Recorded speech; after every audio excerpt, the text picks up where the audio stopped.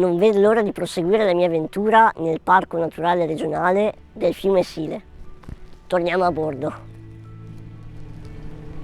Ma lo sapevi che il fiume Sile è il fiume di risorgiva più lungo d'Europa? 95 km tutti da gustare. Devi immaginare le acque alpine che solitamente formano un fiume partendo dai laghetti di montagna. In questo caso invece le acque vanno sottoterra, dunque sono proprio sotterranee, e una volta che incontrano l'argilla, che è impermeabile, cominciano a risalire.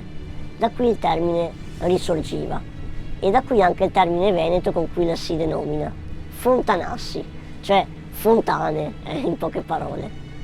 E comunque qui nel parco del fiume Sile non troviamo solo il fiume in sé, troviamo anche dei bellissimi laghetti, delle paludi, delle torbiere, dunque un sacco di fauna e flora diversissime, e poi ovviamente anche l'area della foce, che è unica del suo genere. Qui crescono piante di ogni tipo: salici, ontani, pioppi, querce, olmi, canneti, e poi c'è lei, la tipica felce palustre. È un habitat talmente speciale che tantissime specie di uccelli, migrando dal nord Europa, scelgono di sostare in questo paradiso naturale. E lungo il Sile possiamo vedere anche dei grandissimi esemplari di villa veneta. Queste sono proprio le classiche ville venete che usavano i veneziani, i nobili, per venire in villeggiatura.